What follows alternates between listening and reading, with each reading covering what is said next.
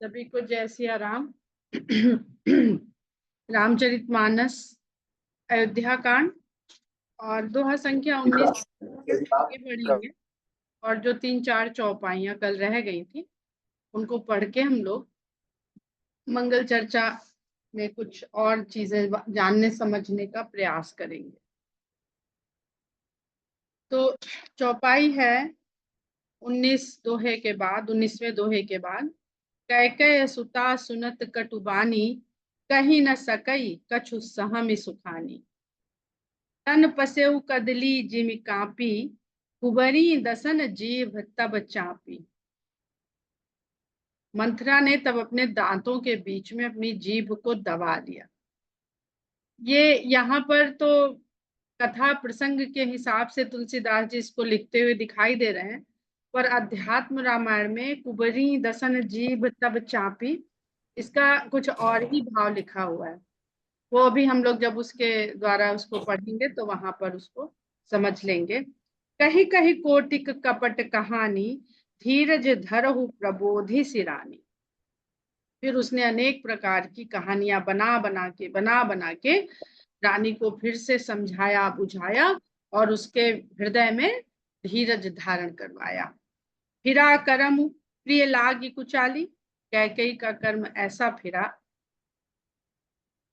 कि उसको मंथरा की जो ये बुरी चालें उसको समझा रही थी मंथरा, वो कैकेयी को प्रिय लगने लगी। यहाँ पे पूरा सांसारिक भाव गोस्वामी जी दिखा रहे हैं, समझा रहे हैं। बकी सराहई मानी मराली।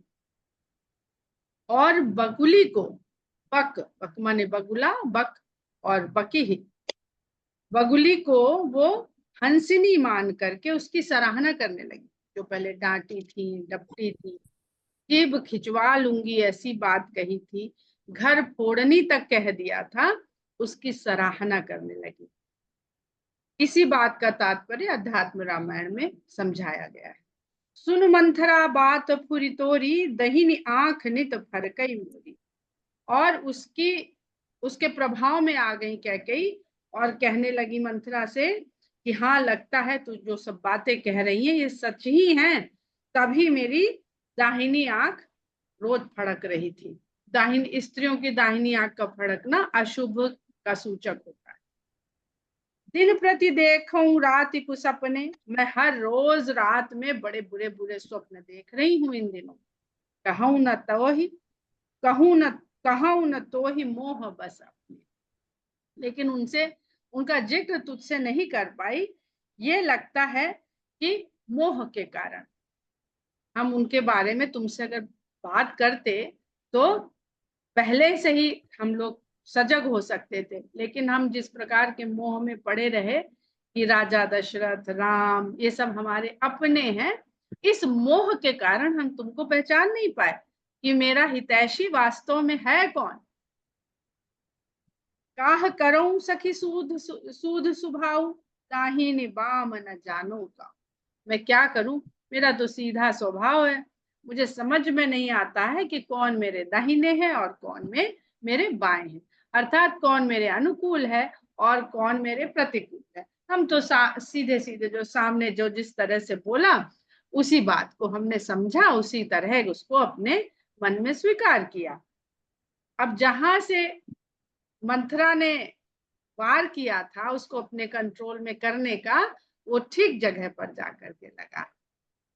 अपने चलत न आज लगी अनभल काहुक कीन। कहीं अघ एक ही बार मोहि दई दुसह दुख दीन। अपनी समझ में तो मैंने आज तक किसी का बुरा नहीं किया, किसी का अनभल, बुरा तो सोचिए छोड़िए, जिससे किसी का भला ना हो ऐसा भी नहीं किया। भला नहीं होगा तो बुरा ही होगा। उसके बावजूद भी ऐसा कौन सा हमसे पाप हो गया, कहीं अघ एक ही बार, कि एक ही बार में विधाता ने हमें इतना बड़ा दुख दिखाने का देने का ठान लिया है, जो तेरे द्वारा मुझे पता चल रहा है। अब हम लोग दोहा संख्या 20 पर यहाँ पर विराम लेते हैं और थोड़े से प्रसंग को अध्यात्म रामायण की सहायता से समझने का प्रयास करते हैं।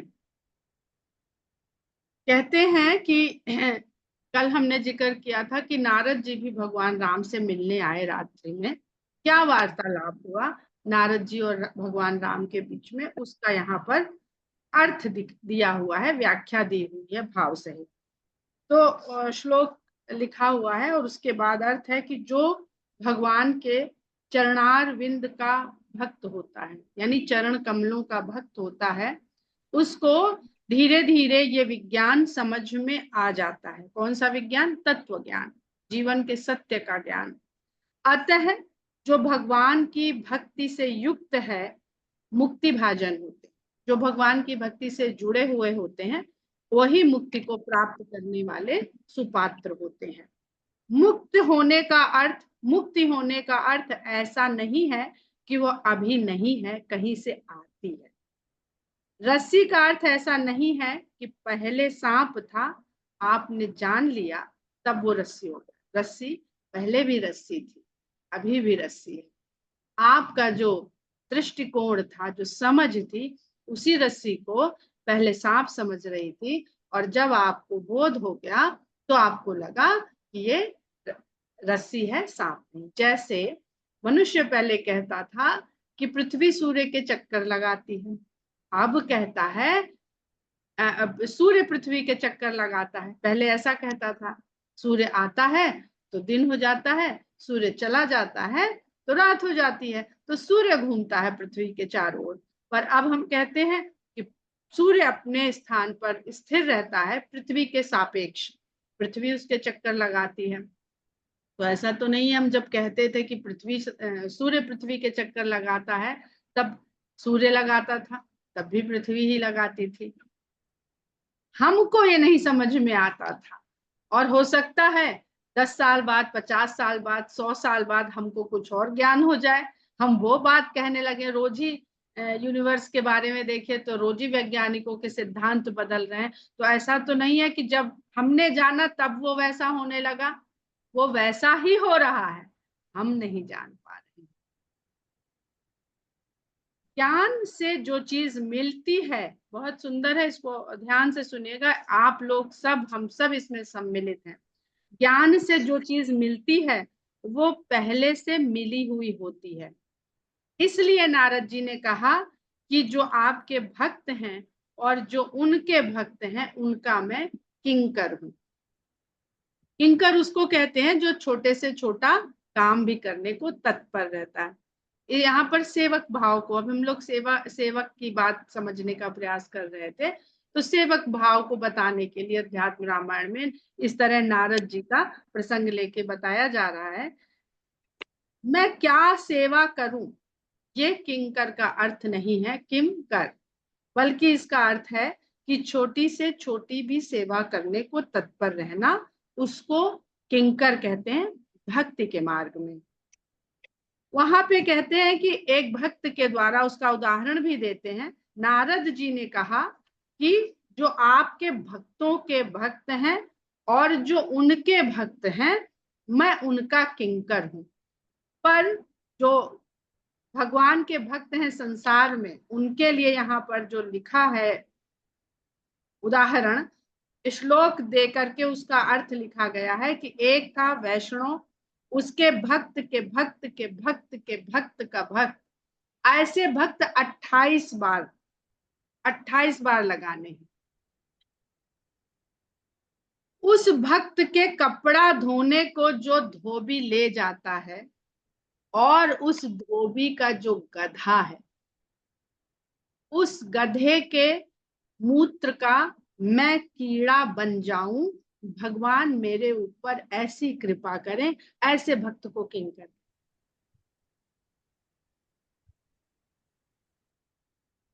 हम लोगों को हंसी आती है, पर उस भक्त के भावुक भाव को देखिए कि वो अपना संबंध भगवान के भक्त से किस तरह का रखना चाहता।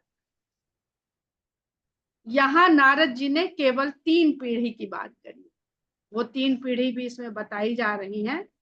नारद जी कहते हैं भगवान से कि जो तुम्हारा भक्त है उसका कोई भक्त है और उस भक्त के जो भक्त हैं उसका किंकर बन जाऊं, इसलिए मेरे ऊपर कृपा कीजिए। कृपा में मांग क्या रहे कि मैं इन कहाँ का किंकर बन जाऊं। और ये भी समझाते हैं, कहते हैं कि मुझे मोह में मत डालिए, क्योंकि हमारे पिता ब्रह्मा आपकी नाभि कमल से उत्पन्न है।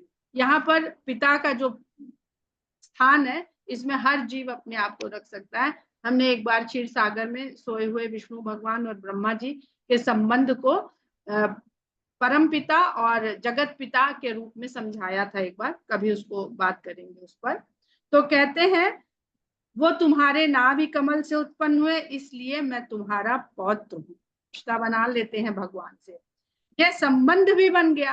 तो यहाँ नारद जी भगवान से एक संबंध भी स्थापित कर रहे हैं, और भक्त हूं ये भी कह रहे हैं कि मैं आपका संबंध से भी जुड़ा हूं और भक्त भी हूं, इसलिए मेरी रक्षा कीजिए। और नारद जी कहते हैं कि मैं अपने पिता ब्रह्मा की आज्ञा से आपके पास आया हूं। उन्होंने इसलिए भेजा है कि हे रामचंद्र, आप रावण के वध के लिए पैदा हुए हैं। अभी पिता दशरथ आपका राज्याभिषेक कर देंगे। जब राज्याभिषेक के झगड़े में पचड़े में पड़ जाएंगे तो रावण को कैसे मारेंगे। आपने पृथ्वी का भार उतारने की प्रतिज्ञा की है, उस प्रतिज्ञा को सत्य करें, क्योंकि आप सत्य संध हैं। नारद जी ने ऐसा कहा, तब भगवान रामचंद्र मुस्कुराने लगे और बोले, मैं सब समझता हूँ, सब जानता हूँ। ये रावण आदि ने जो तपस्या करके उपासना करके शक्ति संचित की है, उन्हें जो प्रारब्ध प्राप्त हुआ है, वह जब धीरे धीरे क्षीण होगा तब मारे। जो शक्ति जो उन्होंने तपस्या बहुत करी, तो उसका तो भोग भोग ले वो पहले। मैं रावण के विनाश के लिए कल ही दंडकारण्य जाने वाला हूँ। 14 वर्ष वहां मुनिवेश में रहूंगा। सीता के बहाने मैं उनके कुल का नाश करूंगा। इसमें भी बहुत विलक्षण बात है। भगवान सीता के हरण का ब्याज बनाकर माने अपनी पत्नी तक को रावण के द्वारा हरण करवाकर उस रावण का उद्धार करते हैं। सो भक्तों के उद्धार के लिए भी कोई ना कोई बहाना चाहते हैं। उसके बाद वो कहते हैं कि मैं सारे भू का भार हरूंगा, और नारद जी उनकी प्रदक्षिणा करके संतुष्ट होकर के वहां से चले जाते हैं। उसके बाद लिखते हैं नारद जी कि मोक्ष क्या ऐसे ही मिल जाएगा एकाएक? नहीं, उसका एक नियम होता है। पहले नाम रूप से, नाम रूपात्मक प्रपंच से वैराग्य होगा। यानी हम नाम का जप करेंगे, जपते जाएंगे, तब सबसे पहले जीव के मन में वैराग्य उत्पन्न होगा। वैराग्य उत्पन्न होने से अंतःकरण शुद्ध होगा, क्योंकि विषय कामनाएं हमारे अंतःकरण को लगातार मलिन करते रहते हैं। शुद्ध अंतःकरण में ज्ञान की वृत्ति का उदय होगा, और फिर अज्ञान की निवृत्ति होगी। अज्ञान पहले से बैठा है, जब ज्ञान की वहां पर ज्ञान का उदय होगा, तब धीरे से अज्ञान वहां से हटेगा। यह कोई रुपया पैसा नहीं होता कि उठाया और दे दिया। ये अंतःकरण में मुक्ति के प्रतिबंधन की निवृत्ति की एक प्रक्रिया है। उसी से प्रतिबंध की निवृत्ति होती है। इसलिए गोस्वामी जी बार बार राम के नाम की महिमा, उसका भजन स्मरण जपन, इन सब की महिमा को बताते रहते हैं। अब यहाँ पर हम आते हैं कि जो उन्होंने कहा कि छोटी छोटी बातें हैं जीव जिह्वा को लेकर के, कि जिसका काम बिगड़ने वाला होता है उसकी जबान पहले बिगड़ जाती है। और आगे बहुत सुंदर लिखते हैं, जिसकी आवाज नहीं संभली उसका काम कैसे संभलेगा। तो तोले की जीभ नहीं संभाल सकते तो अन इंद्रियों हाथ पांव को कैसे संभालेंगे। जिसका व्यवहार बिगड़ने वाला होता है उसकी जबान पहले बिगड़ जाती है। फिर मंत्रा की बात को जो हम लोग ने अभी पढ़ा चौपाई में, यहाँ पर अध्यात्म रामायण इस प्रकार व्याख्या करती है कि यदि उसकी जबान को बदलने वाली सरस्वती आकर न बैठी होती तो कैकेयी ने जैसे पहले डांटा था वैसे ही डांट देती। पहले नहीं डांटा तो मंथरा की जीभ पर बैठकर बोलने लगी और जो उसकी जीभ को दबा दिया। तो जीभ को दबाया सरस्वती ने, जो यहाँ पे लिख रहे हैं कुबरी दसन जीभ तब चापी। तो सरस्वती ने मंथरा की जीभ को दबा दिया है और सरस्वती बोल रही। इसको फिर से आप लोग देखिए। तन पसेऊ कदली जिम कापी कुबरी दसन जीभ तब चापी। यह सरस्वती जी ने मंथरा की जीभ पर अपना अधिपत्य कर लिया, दबा दिया, यानी उसके ऊपर उनका शासन हो गया। यही तो दबाने का मतलब यही तो होता है। और इसके बाद कैकेयी की कथा है कि किस प्रकार उन्होंने रक्षा करी थी। और ये भी बताया गया है कि उनको एक वरदान मिला था कैकेयी को बचपन में एक संत की सेवा के द्वारा कि उनके हाथ को कभी कोई नुकसान नहीं होगा। और इसके बाद बहुत सुंदर बात लिखी है कि जब तक कैकेयी की संगत राम और दशरथ से थी, कौशल्या से थी, तब तक कैकेयी के मन में विकार नहीं था। जैसे ही मंथरा की संगत हुई वैसे ही उसके मन में विकार उत्पन्न हो गए। ये किसी ना किसी के कुसंग से इस तरह के भ्रम जीव के भीतर आते ही हैं। यहाँ लिखते हैं कि कोई कितना भी नीतिवान हो, विद्यावान हो, सदाचारी हो, लेकिन निरंतर अगर दुष्ट की संगत करता है तो धीरे धीरे उसके विचार से प्रभावित हो जाता है और उसकी तरह वो भी सोचने लगता है।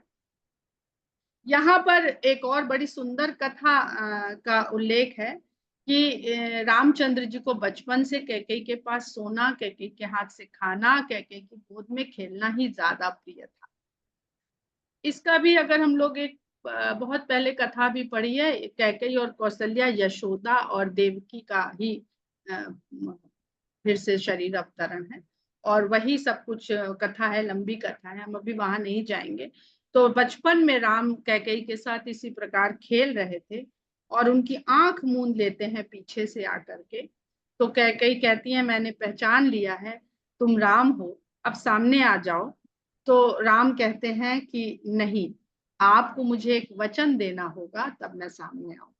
और राम उनसे कहते हैं कि मैं तो इस सब संसार से परे हूं, आप लोगों के प्रेम के कारण मुझे यहाँ पर पुत्र बन के आपका आना पड़ा है। और आप लोग इतना प्रेम हमसे करते हैं कि सारे कार्य हम पूरे नहीं कर पाएंगे। आप लोग हमें अपने प्रेम में इस तरह से बांधे रखना चाहते हैं।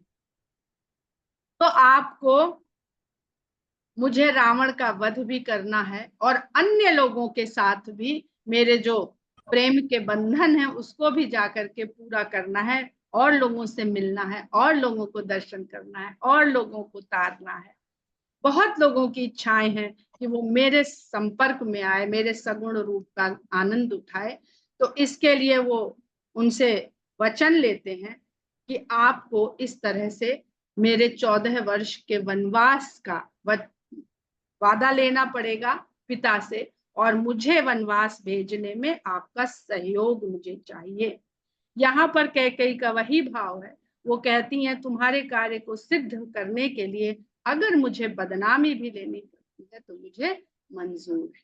ये वही भाव है जो एक बार हमने कथा सुनाई थी कि गोपियों ने किस प्रकार कृष्ण को अपने चरण धो के जल पीना स्वीकार कर लिया था कि हम पे पाप चढ़ता है तो चढ़ जाए, मगर मेरे कृष्ण की अगर पीड़ा इससे दूर होती है तो हमें वो पाप भी अपने सर पे लेना स्वीकार है।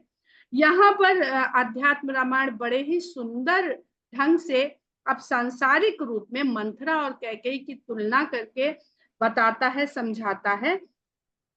ये तो हुई राम और कैकेयी की कथा। दूसरी कथा है कि कैकेयी ने ये क्यों कहा कि क्या तुमको लक्ष्मण ने फिर से कोई सीख दी है। एक बार चारों भाई खेल रहे थे और लक्ष्मण जी के द्वारा फेंक के मारी गई गेंद कुबड़ी की मंथरा की पीठ पर लगी और वो गिर गई। जब गिर गई तो उसने लक्ष्मण से कहा कि तुम्हें इसका सबक सिखाएंगे और तुमसे बदला लेंगे। लेकिन वो जानती थी लक्ष्मण से बदला लेने का सबसे अच्छा तरीका है कि राम के लिए कुछ बुरा करो, क्योंकि लक्ष्मण तो अपने से वो कहते हैं मैं तो कुछ जानता ही नहीं हूँ। इसी में अभी हम लोग अयोध्या कांड में ही पढ़ेंगे। तो यहाँ से उसकी वृत्ति हो जाती है बदले की, और बदला लेने की वृत्ति के कारण वो ये सब करती है। तो मंथरा के लिए लिखते हैं अध्यात्म रामायण में कि बदले की वृत्ति निम्न कोटि की वृत्ति। और कैकेयी के लिए अध्यात्म रामायण लिखती है कि स्वयं बदनाम हो करके भी दूसरे के कार्य को सिद्ध कराने की जो मनोवृत्ति है वो बहुत उच्च कोटि की वृत्ति होती है। तो ये फर्क है मंथरा और कैकेयी में, जो आध्यात्मिक, क्योंकि जो राम के संपर्क में इतना है, जो इतना प्रेम में है, उसकी वृत्ति कभी बुरी नहीं हो सकती है। हाँ, संसार को नीतियां सिखाने के लिए, संसार को बहुत सारी बातों, किस तरह से जीव को किसके संपर्क में रहना चाहिए, किसकी सुननी चाहिए, किसकी माननी चाहिए, यह सब समझाने सिखाने के लिए जो चरित गाथा है उसमें इसको इस तरह से दिखाया गया है। लेकिन जो गूढ़ तत्व है, जो आध्यात्मिक तत्व है, वो पुनः फिर हमें उसमें गहराई से जब हम उसका अध्ययन चिंतन करते हैं तो हमें समझ में आता है। यही थोड़ी सी बात हमको आप लोगों के साथ करने का मन था, वो हमने कर लिया। अब आप लोग अपनी अपनी बात कहें तो और भी आनंद आएगा।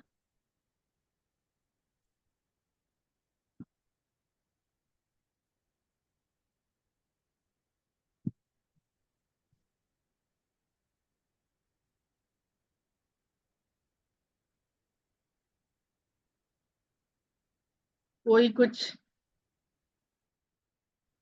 कहना बोलना चाहता है?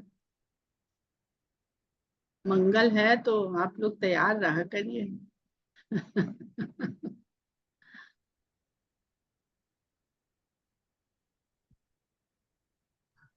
कभी कभी दीदी ये समझ में नहीं आता कि कैकेयी जो इतनी इंटेलिजेंट और इतनी बहादुर कॉन्फिडेंट लेडी, एक दासी के कहने पे कैसे एकदम उनकी बुद्धि ही फिर गई। कौन बताएगा इसका जवाब? इतनी देर से यही तो बता रहे हो। ज्योत्सना बोलिए।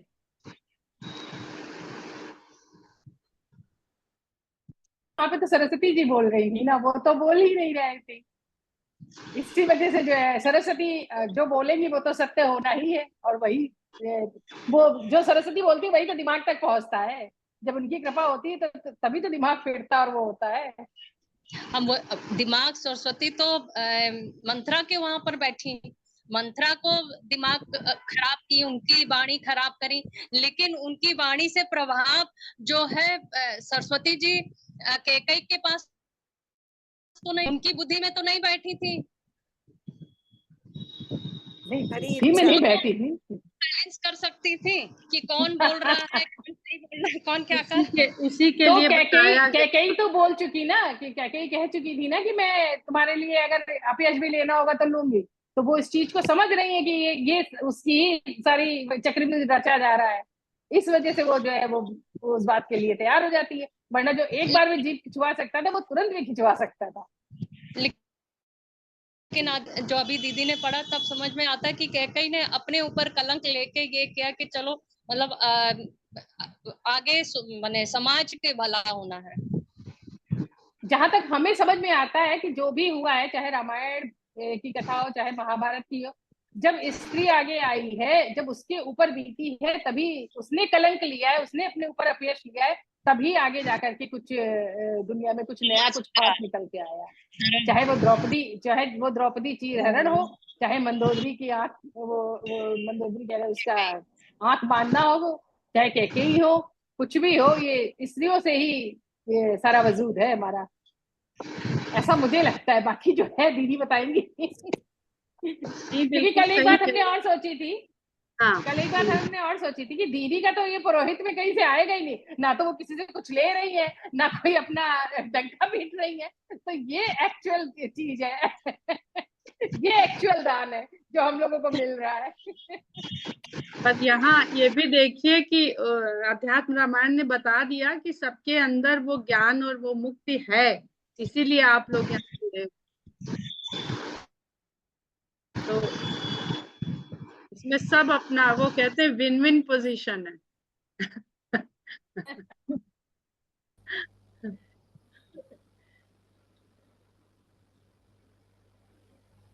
कैकेयी राम की इच्छा पूरी करने में सहयोग कर रही है। मंथरा की बिल्कुल नहीं सुन रही है। वो राम को दिए गए वचन या राम का जो कार्य है उसमें सहयोग कर रही है, और तीनों माताएं सहयोग करेंगी। मोह केवल दशरथ को है। हाँ, वो तीनों माता सहयोग ये जो करेंगी। है ना, उनका आशुतोष राणा जी की जो राम राज्य है उसमें इस चीज का वर्णन है कि कैसे कैकेयी क्या थी और किस तरीके से किया था। वो राम राज्य में ये चीज है। कैकेयी का पूरा सहयोग है, और आगे आगे आप पढ़ेंगे कौशल्या ने भी यही कहा है कि तुम वन जाओ। माताओं ने किसी ने कहा ही नहीं कि तुम वन ना जाओ। और दशरथ लेकिन ने कभी कौशल्या तो कहा नहीं, जान रही थी ना। दशरथ ने कभी नहीं कहा कि तुम वन जाओ। कहा तो किसी ने है ही नहीं कि तुम वन जाओ। ये जब आप पढ़ेंगे तो ये मिलेगा आपको। वो कहती हैं कि ऐसा हुआ है, दशरथ के सामने राम खड़े हुए, दशरथ ने तो कहा ही नहीं बन जाओ, और वो सब जगह कहते हैं कि पिता की आज्ञा सुन के हम आए हैं। तो कर वो, क्योंकि अपने ही आश्रित है ना भगवान, किसी दूसरे के आश्रित नहीं। कर वो वही रहे जो उन्हें करना है। वही बात ना कि अपने जैसा कहाँ से लाऊं, आऊंगा तो मैं ही। वो खाली लग रहा है लोगों को कि दशरथ ने भेज दिया है, कैकेयी ने भेज दिया। कर वो वही रहे जो उनकी मर्जी है। वचन तो उनके निभा रहे थे ना, जो कैकेयी ने मांगे थे दशरथ जी से, उन्हीं का तो सुनिएगा, पालन हो रहा था। कैकेयी ने वर तो मांगा, दशरथ से मांगा उन्होंने। और दशरथ को कहना चाहिए ना कि तुमको हम राज्य नहीं दे रहे हैं, वनवास दे रहे हैं। पर ढूंढिएगा चौपाई कि क्या कोई ऐसी चौपाई है जहां दशरथ कह रहे हैं कि तुमको हम राज नहीं दे रहे हैं, तुमको वनवास दे रहे हैं। राम से डायरेक्ट नहीं कहा। सुंदरकांड में भी आज हमने पढ़ा तो ध्यान दिया, 3 बार उसने 3 जगह उनका मतलब जो आप कह रही है ना कि बहुत कम उन्होंने बात करी, बहुत कुछ भी संवाद उनके कम है। तो आज हम सुंदरकांड पढ़ रहे थे तो उसमें हमने 3 जगह उनके संवाद है।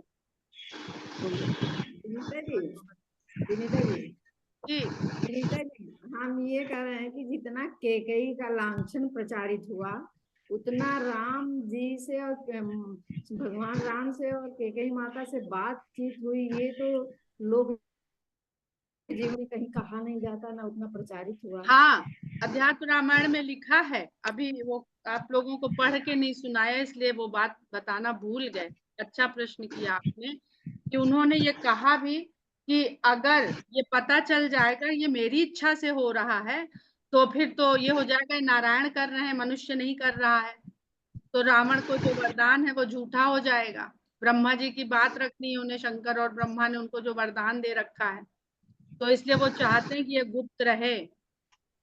तो इसीलिए तो लांछन लेना पड़ रहा है, सहना पड़ रहा है कि माता ने भेज दिया। वो चाहती थी कि उसका पुत्र बेटा बने, उसने नहीं खोला इस बात को कि हमारी। और तो तुलसीदास जी तो राम का चरित्र लिख रहे हैं ना, वो कैसे ये कह दें कि राम ने कैकेयी से कहा इसलिए कैकेयी ने उनको भेज दिया, इसलिए कैकेयी। वहां फिर रावण ये कैसे कहता कि अरे पिता ने नकारा समझ के इसको देश निकाला दे रखा है, अब ये जंगल में भटकता फिरता है, ये था ही बेकार, इससे कुछ इतनी योग्यता नहीं थी, तो बाप ने भी निकाल दिया इसे। वो ऐसे कैसे कहता, महान समझ लेता। तभी भी उसने अंदाजा तो लगाया है जब शूर्पणखा ने बताया। तो अपने को नारायण नहीं बताना है कि हम भगवान हैं। भगवान तो सब कुछ कर सकते हैं ना, पर हमें अपने जीवन के जो विकार हैं उनके साथ हमें लड़ना है। भगवान नहीं आएंगे हमारे जीवन के संघर्षों, कभी नहीं आएंगे, किसी के नहीं आएंगे। ये मन से निकाल दीजिए। अभी जो फेसबुक पे पोस्ट डाली है, थोड़ी सी वो हाथरस वाले प्रसंग से प्रभावित है, तो वो यही है कि हम बाबा के पास क्यों जाते हैं। हम बाबा के पास क्या इसलिए जाते हैं कि हमें भगवान से प्रेम करना सिखा दो, कि हमें ऐसा ज्ञान दे दो कि हमें भगवान समझ में आ जाए, इसलिए नहीं जाते हैं। सिर्फ विषय कामनाओं की पूर्ति के लिए जाते हैं, सिर्फ विषय कामनाओं की। चाहे वो नामी बाबा हो, चाहे वो छोटे मोटे बाबा हो।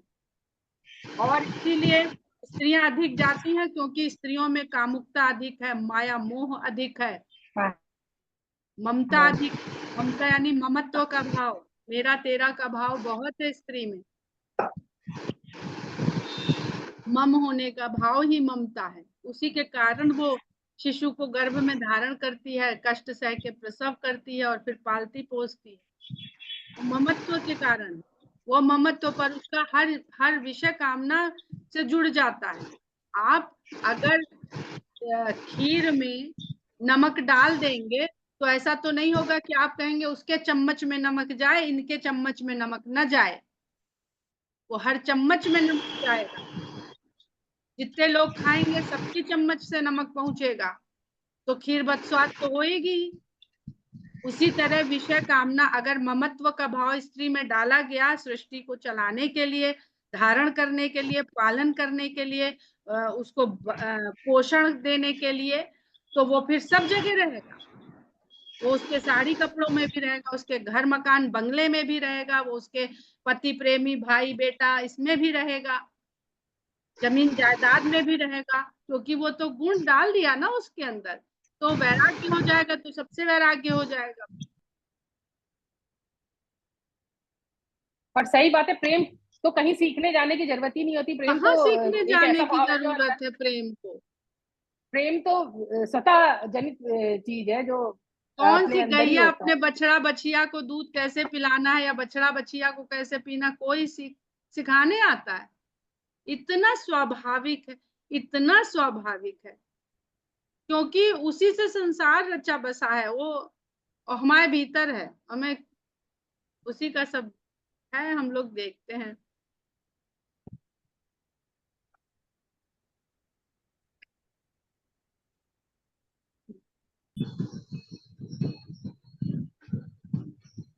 दीदी, इसमें एक प्रश्न मन में ये आ रहा है कि स्त्रियों में फिर यदि वैराग्य आ जाए, जैसे नाम जप करती रहती हैं, तो वो उचित है या अनुचित है? मतलब सृष्टि के विरुद्ध है या सही? बिल्कुल गलत बिल्कुल भी नहीं है। वैराग्य आना कभी भी गलत नहीं, लिप्तता होना गलत है, निर्लिप्त होना कभी गलत नहीं। हाँ। वैराग्य तो आ जाना, वैराग्य आ जाना और स्वार्थी हो जाना बहुत बारीक लाइन है, बहुत बारीक लाइन है।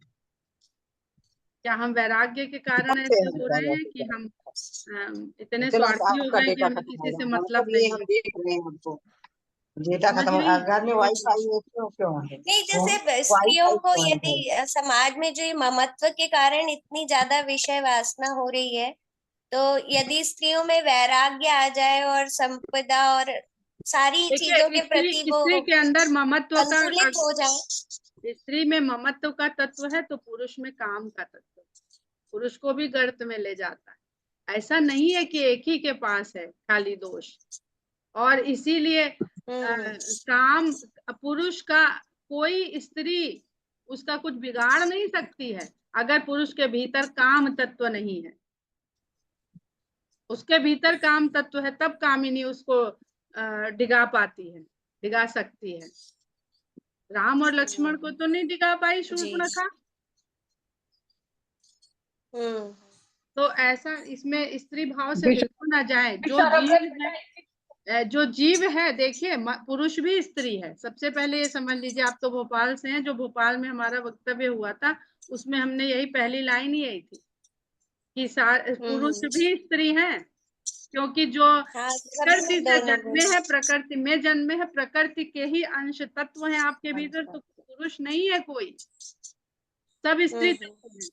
और बहुत गहरा ये भी विज्ञान, बहुत गहन विज्ञान है ये, जहाँ पे स्त्री और पुरुष, आप जो संस्कृत वाले हैं वो बताएंगे पुरुष का अर्थ क्या होता है। मीरा का सिंपल है कि जब उनसे कहा था तो मीरा ने कह दिया था कि हम तो किसी पुरुष जानते ही नहीं, हमारी नजरों में तो एक ही पुरुष है, तो हम पे ये क्यों दोष लग रहा है कि हम पराये मर्दों के साथ उठते बैठते नाचते गाते हैं। तो वो जिसको वो दृष्टि हो जाएगी वही ऐसे सोच पाएगा। हमारे और आपके जैसे लोग नहीं इसको समझ पाएंगे। वैराग्य वो है, तो आपने वैराग्य की बात कही तो भक्ति है ना स्त्री, वो मिले जुले ही चलेंगे, बिना भक्ति के वैराग्य नहीं। तो स्त्री और पुरुष के बिना इस संसार में कुछ भी नहीं मिलने वाला है, होने वाला नहीं। एक फूल से में भी हम लोग जब पढ़ते थे तो उसमें भी एंड्रोशियम और गायनेशियम होते हैं, वहां भी पुरुष भाग और स्त्री भाग होता है। उभयलिंगी भी होते हैं जिनका एक ही उसमें मेल फीमेल एक ही होता है, तो वो वहां पे मत जैसे साइंटिफिकली अगर हम देखें तो XY जो क्रोमोसोम्स होते हैं दोनों में ही होते हैं, स्त्री पुरुष नहीं, पुरुष में XY होता है, स्त्री में XX होता है। अच्छा, हाँ, स्त्री में केवल XX है, पुरुष में XY है। अब इसको हम कल किसी दिन बताएंगे कि यही बताता है कि स्त्री तत्व के अंदर पुरुष तत्व नहीं है, पर पुरुष तत्व के अंदर स्त्री तत्व है। ब्रह्म के अंदर शक्ति है, पर शक्ति के अंदर ब्रह्म हो ये कंपल्सरी नहीं है, क्योंकि शक्ति ब्रह्म में निवास करती है। सब कुछ क्लियर है, आपने बहुत सुंदर तरीके से खुद ही उसको बयान कर दिया। अच्छा दीदी, तभी कहा जाता है कि स्त्री के पुण्यों का फल पुरुष को नहीं मिलता है, पर पुरुष का मिल जाता है स्त्री को, ये एक रूप अर्धांगिनी होने के नाते। जिस समय हम ग्रहण करते हैं उसमें बहुत कुछ निर्भर करता है कि हमने कितना एक रूपता प्राप्त करी है। एक रूपता प्राप्त करी है कि खाली अग्नि के सामने बैठ, आजकल ये सब नहीं है, कलयुग है। कलयुग में मंत्र का ये सबका प्रभावहीन हो गए। शंकर भगवान खुद ही कह गए कि कलयुग में मंत्र निष्प्रभावी है। वो यहाँ चली नहीं रही टेक्नोलॉजी है, पर हम रटे पड़े हैं, भजे पड़े हैं। कहाँ हो जाए, मंत्र से उठा लेते थे पर्वत, यहाँ से वहां रख देते थे मंत्र की शक्ति से। अब करके कोई दिखा दे तब भी रटे पड़े, लाखों रुपया खर्च कर करके भजवा रहे हैं, जब करवा रहे हैं, सब शत्रुओं का नाश कर ले। लेकिन हाँ, राम नाम भी तो मंत्र ही है ना, कहते हैं ना कलयुग केवल नाम मंत्र से मिलना क्या है, ये देख लीजिए कि उससे क्या चीज मिलने की बात कही जा रही है। जहाँ आप उसको पढ़िएगा जो आज फेसबुक में डाला, जहाँ हमने पाने की बात कर ली, सोच ली, हर चीज निष्प्रभावी हो गई। पाने के लिए कर्म करना पड़ेगा। त्याग की बात करिए कि आप छोड़ क्या क्या सकते हैं, राम के लिए छोड़